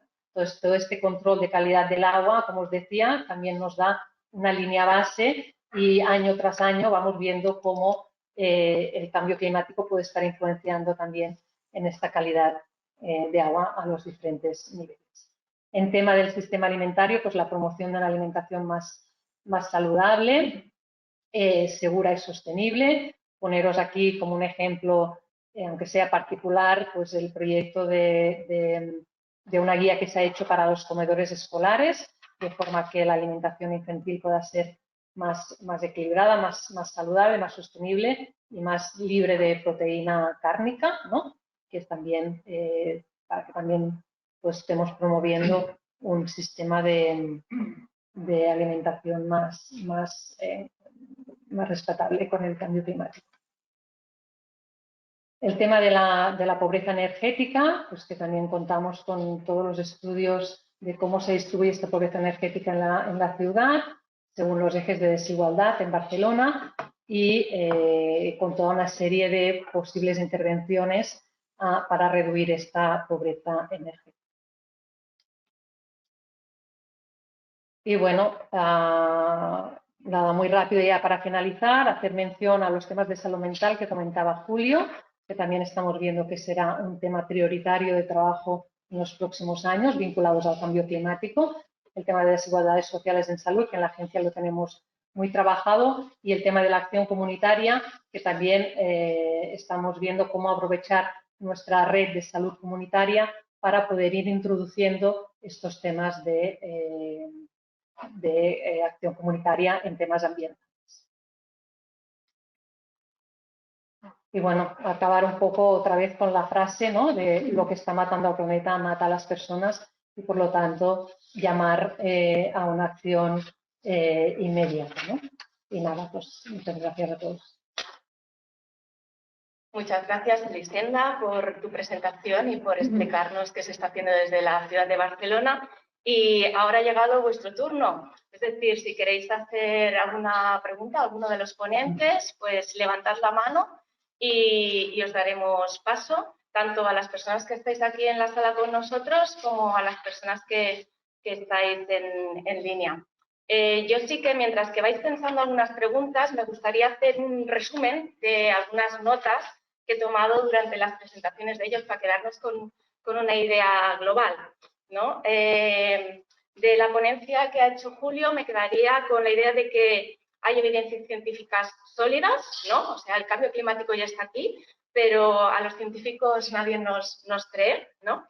Que uno de los problemas que hay es el tema de los desplazados por el clima, que ya son más que los desplazados por las guerras, que cada vez hay más fenómenos extremos, ¿no? Y esto conlleva a una redistribución de las enfermedades, que en el 2050 el 70% de la población vivirá en las grandes ciudades y esto comporta un gran reto. Ya estamos hablando de olas de calor, de pobreza energética, pero en sentido positivo, pues la adaptación, ¿no? La adaptación que se ha hecho en los últimos años y que esto es una buena noticia. De la ponencia de Irene, comentaría la necesidad de disponer de planes y programas. La problemática que supone las olas de calor, ¿no?, que implican un incremento de la mortalidad, de la arbovirosis y de la contaminación atmosférica por ozono, que es necesario identificar a los grupos vulnerables, ¿no?, y la necesidad de cumplir con los niveles de contaminación marcados por la OMS, la importancia de informar a los ciudadanos, sobre todo a los grupos más vulnerables, y seguir investigando para cuantificar los impactos y conocer las lagunas existentes, ¿no? Y después, pues bueno, focalizar los problemas del cambio climático a nivel del agua, a nivel de las sequías, a nivel de las inundaciones y de los incendios. Y de la ponencia de Elisenda destacaría el tema de que la emergencia climática es igual a emergencia en salud, que las ciudades son por sí mismas, por sus características, vulnerables al cambio climático, pero que también pueden ser una oportunidad. La capacidad de acción que puede tener el ciudadano para esta mitigación y adaptación al cambio climático, que es necesario planificar y hacer seguimiento de las acciones, que las instituciones no podemos asumir solas los retos, que es necesario que haya participación de los otros sectores, que la ciencia nos debe acompañar, ¿no?, y que debe haber una necesidad de coordinación entre todos y un trabajo transversal y que, bueno, como problemas que ya tenemos sobre la mesa, ¿no?, pues el incremento en la salud mental, en las desigualdades y la necesidad de una acción comunitaria. Y dicho esto, ¿alguna pregunta en la sala? ¿Alguien que quiera preguntar a los panelistas? Adelante. En cualquier caso, bueno, nuestros miembros de la mesa, y se quedan empezando por Julio, ¿no? Yo entiendo que el gran problema es de por qué los científicos no convencéis es cómo pasar a la acción, en el sentido de que detrás de todo esto hay que cambiar el modelo económico, dicho así, ¿no? Perdón, en catalán es difícil, ¿vale? Con lo cual, ¿Cómo abordar esto? Porque yo creo que es uno de los grandes kits, porque esto también pasa por los individuos. Es decir, tenemos que vivir de otra manera. Sí. Bueno, yo creo que el paso que yo daría es primero que se relacione el cambio climático con un problema de salud. Algo que aquí se ha dicho muy claro, que lo han dicho las dos ponentes y yo también lo he dicho, y que hay que ver el cambio climático como un problema de salud. No es un problema del lince, no es un problema del oso, no es un problema de que un árbol deje de estar en un determinado lugar. No, es un problema de salud pública. Entonces, una vez que se ha sentado que la piedra angular sobre el que tiene que descansar todos los problemas del cambio climático es verlo como un problema de salud, hay que dejar que las personas encargadas, que son los educadores ambientales, transmitan a la sociedad lo que los científicos deciden. Por muy bueno que sea un científico divulgando, por muy pedagógicamente que diga las cosas, hay profesionales que se dedican a transmitir esos mensajes a la sociedad, que son los educadores ambientales. Con esas tres patas, yo creo que la sociedad va a entender muy bien que si se habla de cambiar una fuente de energía, no es por un problema de que el gobierno gane más dinero, es por un problema de salud. Entonces, cuando uno vea que el problema de luchar contra el cambio climático o de no hacerlo va en perjuicio de su salud, es muy probable que se lo tome de otra forma. También los gobiernos tienen que empezar a creer a los científicos en base a que las evidencias que se están mostrando son cada vez más sólidas. Y lo que decía el IPCC en su último informe es que los otros, ese es el AR6, los otros 5 informes se habían quedado cortos en los impactos. Por lo tanto, o sea, cuando se dice y además, desgraciadamente, estamos teniendo razón, informe tras informe. O sea, que yo creo que Cassandra funciona muy bien, pero la parte de, digamos, de divulgación, yo creo que ahí es donde hay... Entonces, aquí ha quedado muy claro, hay que pasar de un problema global a un problema, digamos, menos global a un problema local. Las soluciones están a nivel global, pero el impacto que puede tener la actuación de cada individuo es brutal en los temas de cambio climático. Entonces, lo que sí está claro, y ya paro, lo que sí está claro es que ya no queda tiempo. Hablábamos de educación ambiental. Esta educación ambiental no se puede dar en los colegios solo. ¿Por qué? Porque esos niños dentro de 15 años o 20 tomarán decisiones, pero es que ya no vale. Esta educación ambiental tiene que llegar a los gobernantes y tiene que llegar a los ciudadanos que sí tienen derecho a voto. Los niños no pueden votar. Por lo tanto, yo lo veo que, bueno, que hay que empezar a tomar decisiones ya. Y bueno, los pasos que se están dando pues iban en buena dirección, ahora se han parado, el tema de Ucrania y demás, y entonces pues tienes la sensación de la solastalgia que decía antes, es decir, de que por mucho que hagas no vamos a llegar. Entonces, pues ante falta de mitigación solo nos queda adaptación. Nosotros decimos una frase que es una tontuna, pero que resume todo, o te aclimatas o te acrimueres. Entonces, ahí está la adaptación. Mitigación no nos va a dar suficiente.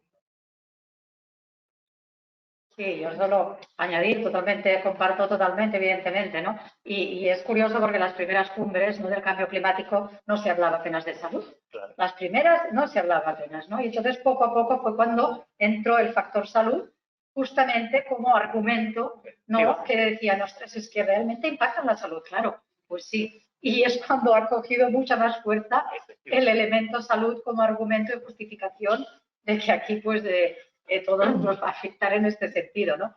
Y por eso también la importancia que decíamos de la cuantificación de este impacto, justamente para convencer más de esta necesidad de actuar, ¿no?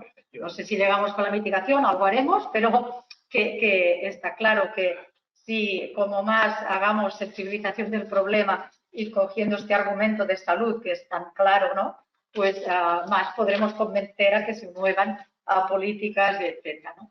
Y sí, que lógicamente tiene que ser a todas las escalas, es la escala ya internacional, estratégica, mundial y también a nivel ya más local y personal, ¿no? También la ciudadanía podemos hacer cosas de cambios de manera de vivir, etcétera, que es todo un proceso, ¿no? Por tanto, es cierto que en todas las escalas habrá que actuar, ¿no? Ayer, y perdona un segundo, decía Antonio Guterres, decía que bueno, que había conseguido que la OMM, la Organización Meteorológica Mundial, fuese capaz de dar alertas tempranas. Y lo metían como un gran logro, que lo es. Pero de nada sirve dar una alerta temprana si no tengo un plan de prevención para actuar ante esa alerta temprana. Y no voy a hablar de otra ciudad, voy a hablar de mi ciudad, de Madrid. Se dio una alerta roja el año pasado, en enero, por una nevada brutal. Hubo la alerta. Como no había plan de actuación, Madrid nos quedamos bloqueados pues como 2 semanas. No solamente hay que dar alertas, hay que dar planes de actuación. Ese es el siguiente paso. Ahí vamos. María Luisa, sí, querías preguntar. ¿Tú repites la pregunta? Sí, repetiré porque supongo que a ti no te oyen, o sea que repetiré la pregunta para los compañeros que están en línea. Mi pregunta es que siempre es verdad que los ciudadanos ponen granitos de arena y votan, ¿no? Pero las instituciones y los decisores se tienen que involucrar muchísimo. O sea, yo estoy impactada por la sentencia contra la zona de bajas emisiones de Barcelona. O sea, que Barcelona como ciudad hace un esfuerzo brutal para actuar contra un elemento que se sabe de sobra, que es la contaminación atmosférica, tiene un impacto brutal sobre la salud, consigue limpiar un poquillo, ni siquiera una cosa, y ahora hay una sentencia y lo echa para atrás. Entonces, ¿así cómo vamos a avanzar? Hace falta más educación ambiental. Sí, María Luisa preguntaba por el hecho de la sentencia que ha salido estos últimos días sobre la zona de bajas emisiones de Barcelona. Pues sí, María Luisa, es impactante. Y no te digo cómo estamos, ¿no? Impactados, ¿no? Los que hemos estado luchando para que este hecho se pudiera dar en la ciudad, ¿no? Entonces dices, una ciudad que se atreve, ¿no? a implantar una medida que, como dices tú, no es ni suficiente, ¿eh? Pero es una medida para empezar, es un primer paso para empezar, ahora se ve castigada de esta forma, ¿no?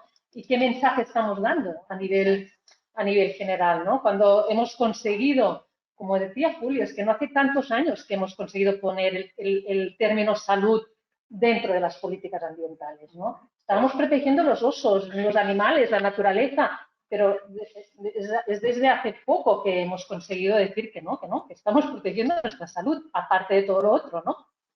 Y cuando conseguimos realmente impactar con este mensaje salud versus contaminación y pensábamos, ¿no? Los que estamos detrás de todo esto, que habíamos conseguido algo, pues ahora es que no solo es el hecho de la propia medida en sí, es que para mí el daño es comunicativo, ¿no? O sea, estás dando como ¿no? Estás tirando atrás todo un mensaje positivo que habías dado, le estás dando la vuelta y se está convirtiendo, pues porque mucha gente dirá, pues sí, es verdad, ¿no? Es que, ¿no? ¿Cómo es que de mal que lo han hecho, ¿no? ¿Cómo pueden estar pagando unos por otros? Bueno, no sé, me parece que sí, que es terrible. Yo creo, si me permitís. Y en ese sentido tienes razón, que podemos apelar al ciudadano,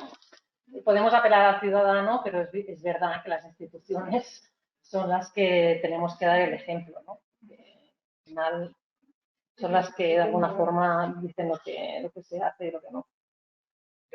Tu última frase de que las instituciones son las que tenemos que dar el ejemplo, yo quiero apuntar ahí una idea. No sé si os habéis fijado que tenemos un Ministerio de Medio Ambiente, o llámale Transición Ecológica, y tenemos un Ministerio de Sanidad. Tenemos una Consejería de Medio Ambiente, o llámale como sea, y una Consejería de Sanidad. Tenemos una Concejalía de Medio Ambiente y tenemos una Concejalía de Sanidad. No tenemos líneas que unan esos departamentos. No hay puentes transversales que unan el Ministerio de Medio Ambiente con el Ministerio de Sanidad. Parece que van en caminos paralelos.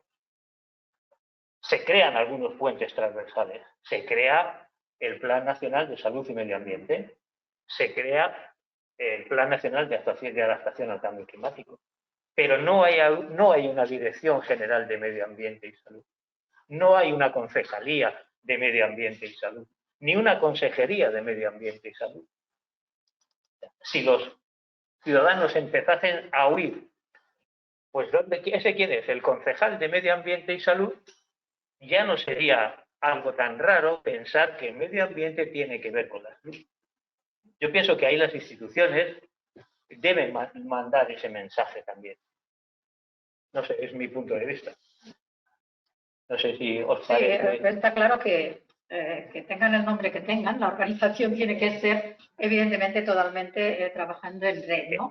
Totalmente relacionada. Es decir, que, y es lo que digo, ¿no? Del One Health y de muchas cosas más, que está clarísimo que hoy en día, y no solo medio ambiente y salud, porque tenemos que trabajar con muchos otros, ¿no? O sea que realmente, pero que sí, que el enlace medio ambiente y salud está claro y que tiene que trabajar con el mismo objetivo y tienen que trabajar juntos, ¿no? Con cooperación y sumando esfuerzos, y es la única manera, está clarísimo.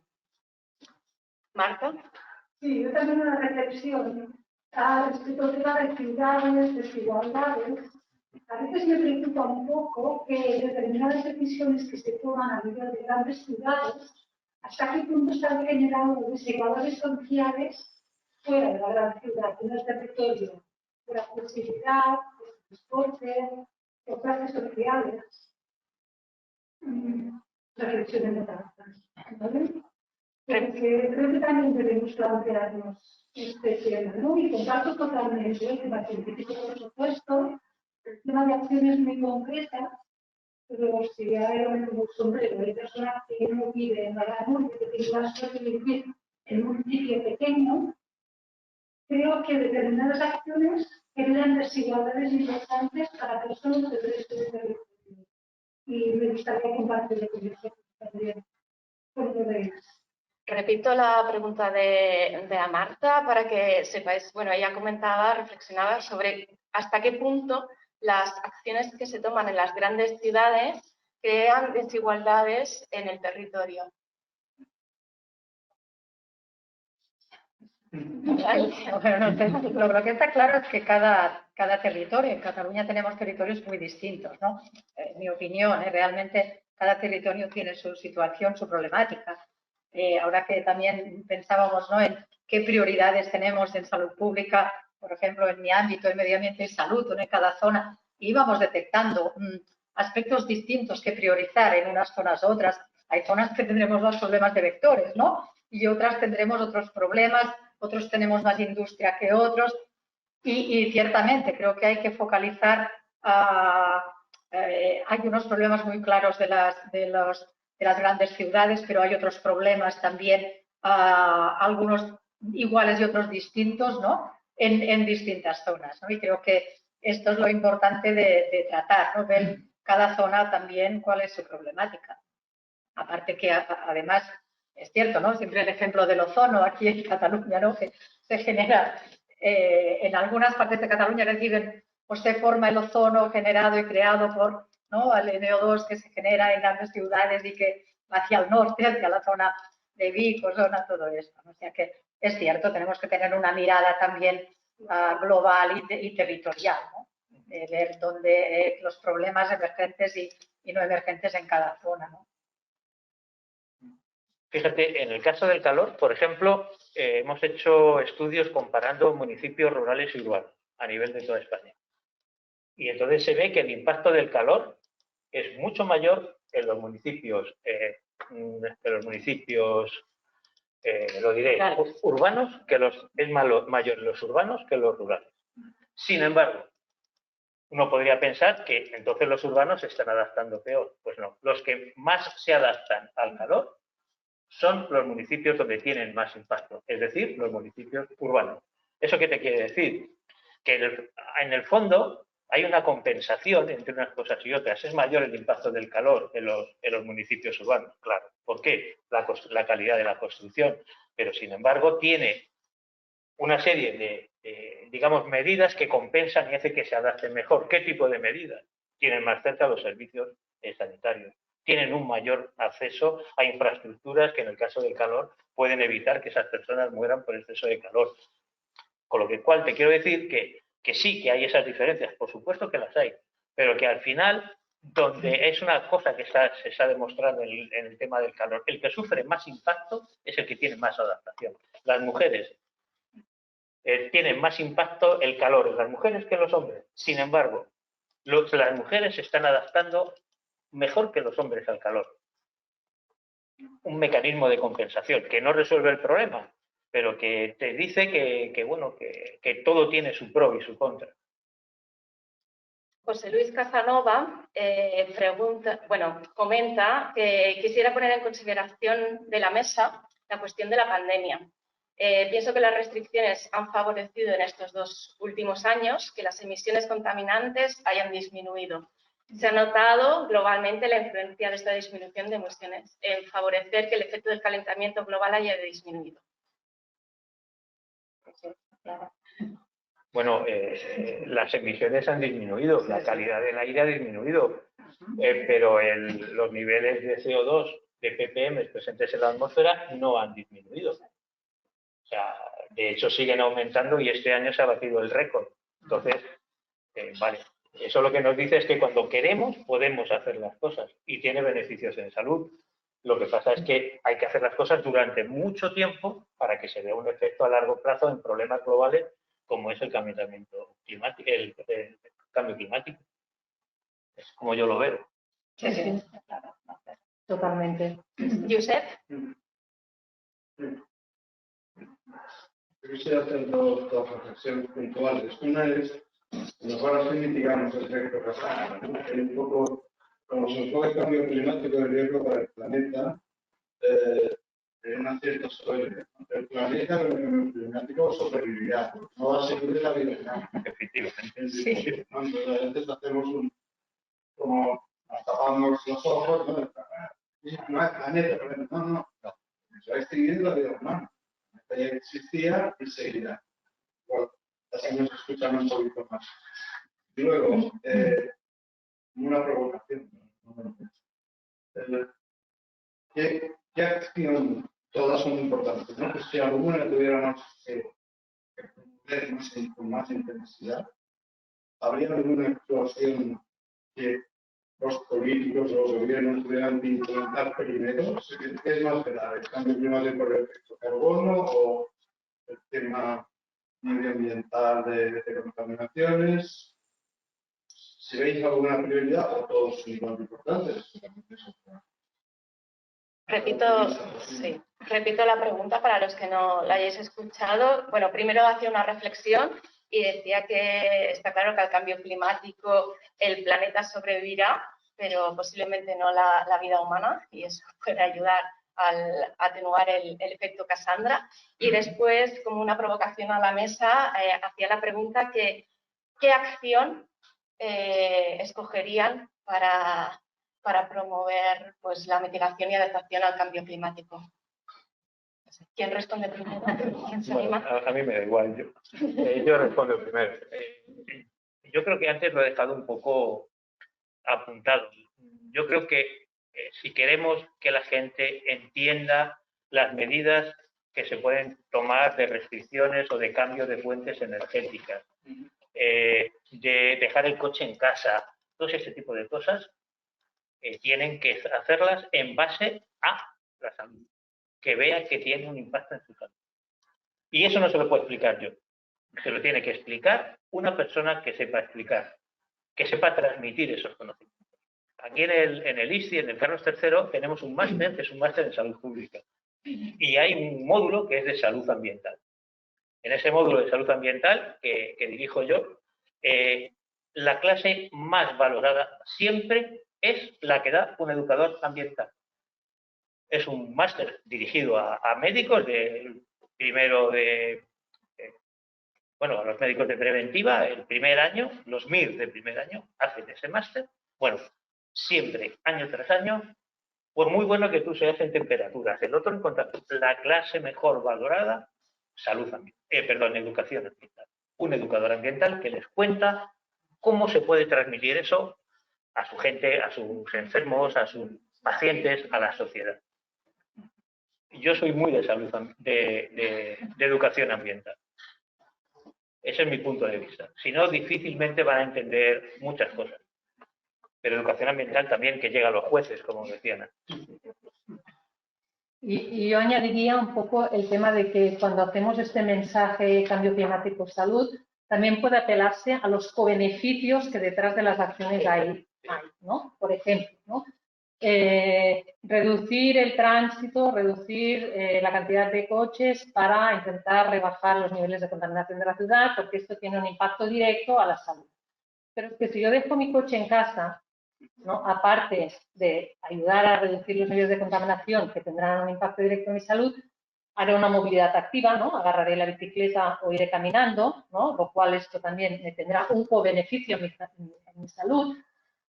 Habrá más espacio en la ciudad para la gente, ¿no? Por lo tanto, tendremos más espacio de cohesión social. Esto es otro co-beneficio que habrá en la ciudad, ¿no? Por lo tanto, que no solo hay beneficios directos, ¿no? En términos de salud, sino que cada acción tiene también muchos otros beneficios en términos de salud.